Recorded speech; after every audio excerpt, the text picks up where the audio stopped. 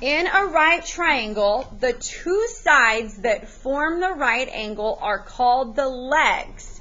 So everybody look, where's the legs of this triangle? The ones that make this. So this is a leg, and this is a leg. Go label them. The side opposite or across from the right angle is called the hypotenuse.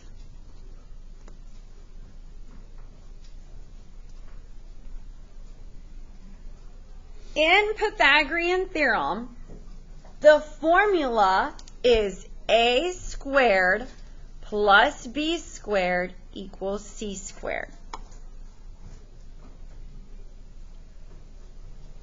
The two legs are always the A and the B. And in the video, what did it say? Does it matter which one's which? No. What does it always matter, though? That the hypotenuse is the what? It has to be the C. The hypotenuse is always the biggest side, and it is always across from the right angle.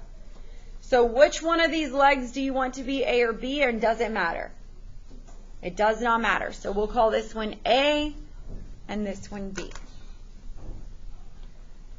The biggest part of solving Pythagorean theorem is making sure you can label the sides correctly. Again, which one matters that you label it correctly? I need y'all to answer me. Say it again. The C, the hypotenuse. It's the only one you have to label correctly. And it is always across from the right angle. Okay, so everybody look. Does this look like the video we just watched? So this square plus this square will add up to equal, that's an equal sign, that square. So the two small squares add to equal big square.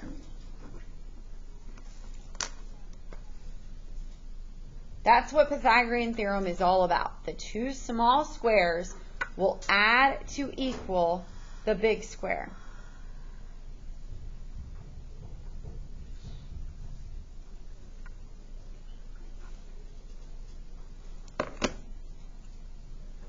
Now we're going to flip to the back and learn how to solve with Pythagorean theorem. Again, there are only two examples, so you need to make sure you pay attention. The first example, what are we going to solve for? Okay, so everybody find the right angle and point to it. Draw an arrow across from the right angle, and what do we have to label that side? So A, B, or C? C. Now, you get to pick if you want to call this side A or B, and it doesn't matter. What do y'all want to call it? This one will be A. This one will be B. This is super easy. Now, write your formula down over here. A squared plus B squared equals C squared. So we're going to use the Pythagorean theorem to solve for what C is. All right, what did we call A? What number is it? So what am I going to write? 30 squared. Plus, what did I label B? What am I going to call it? 40 squared. Equals, do I know C? That's what I'm solving for, yes? So in my calculator, I'm going to go type this whole thing in. 30 squared plus 40 squared. Does everybody remember where the shortcut button is for squared? Right here. It's a shortcut if you don't want to have to use the caret button every time. Hit enter and write that down. 2,500. Did I solve for C yet, or do I only have C squared? I have C squared. So your last step of Pythagorean theorem, are y'all listening? And then you're done, is to square root what you got. That will give you C. The square root of 2,500 is 50. And you're done.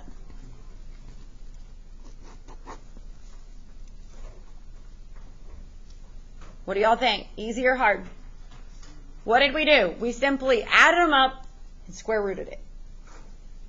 All right, I want you to come over here and we're going to do our own example. We're going to draw our own triangle. Are y'all ready? Draw a right triangle.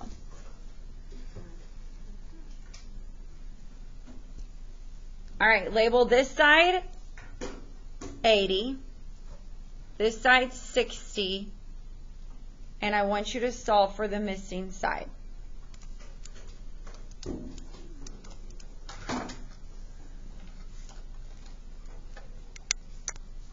You got to go label which side is A, which side is B, and which side is C.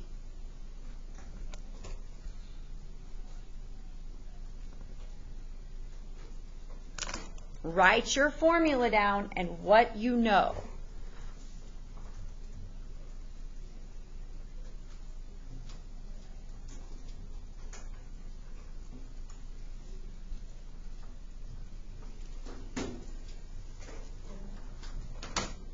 If you get confused, look at mine.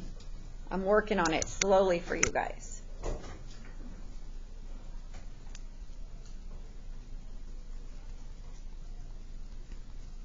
Did everybody get that far? Yes or no? Now what do I do right here? Put it in my calculator, right? So I'm going to put in 80 squared plus 60 squared. And I'm going to write it down, which is 10,000. And what is my last step? I can't hear y'all. What is my last step? Square root it. Oh, equals C, not C squared. So the square root of 10,000 is what? 100. So C is 100. Not squared. You only wanted to find the value of C. Any questions? Now let's go down to the bottom. Leave the space on the right for another example. So we're going to go over here. I want everybody to go find side C. Put your finger on the right angle. Draw an arrow across from it. This has to be what? Side C. So this will be A. This will be B. What's different about this one than the last two examples I just did? This time we're going to solve for A or B. Last time we were solving for what? When you solve for C, you add. Isn't that what we did? We did 30 squared plus 40 squared. Over here we did 80 squared plus 60 squared. What do y'all think we're going to do when we solve for the leg? Instead of add, we're going to subtract. And I'll show y'all how to set it up. All right, here we go. Write your formula over here. A squared plus B squared equals C squared. Everybody should be writing this. Fill in what you know. Do we know what A is? So what am I going to write?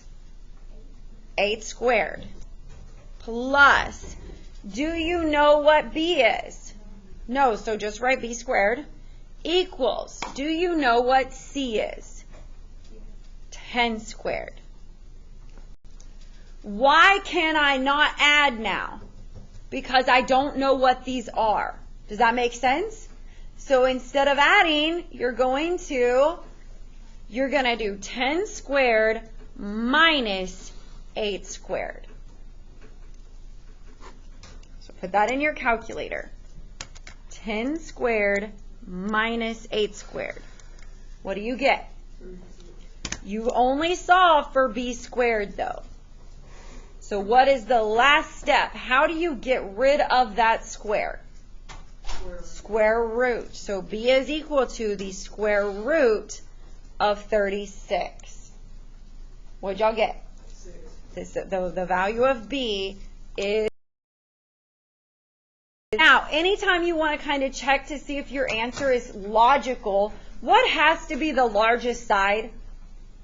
C. Okay, so always make sure that A and B are the smaller sides. They can never be bigger than C. So like had I gotten 36 and forgotten to square root my answer, I could look and be like, oh, there's no way it can be 36 because 10 has to be the biggest number. Does that make sense? All right, try one of those on your own. So draw another right triangle. Label this side 3 and this side 5. I want you guys to go solve for the missing side.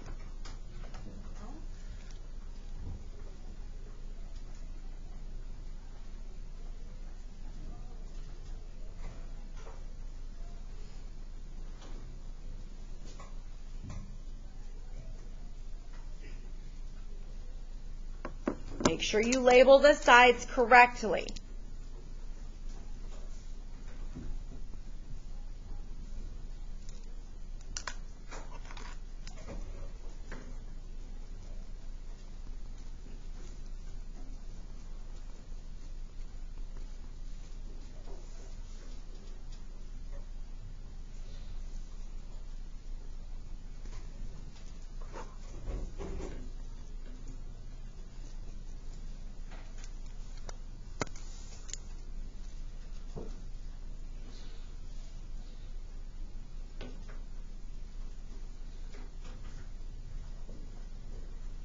Okay, did everybody label their triangle correctly? Which side was the C?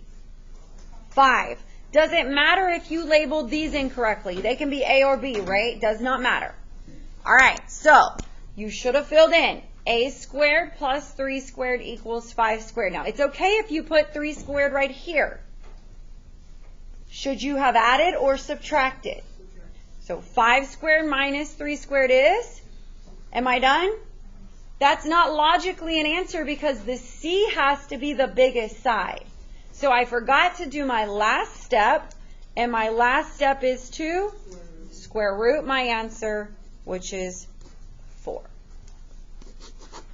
What do y'all think about Pythagorean Theorem? Easy? All right, I'm going to pass. All right, and for anybody who's not here today, this assignment is in the Google Classroom. Look at the front page. What side is missing on every single one? So are you going to add or subtract? So on the front page, you're going to add. Okay? Same thing with number 4 and 5. So everybody look at number 4.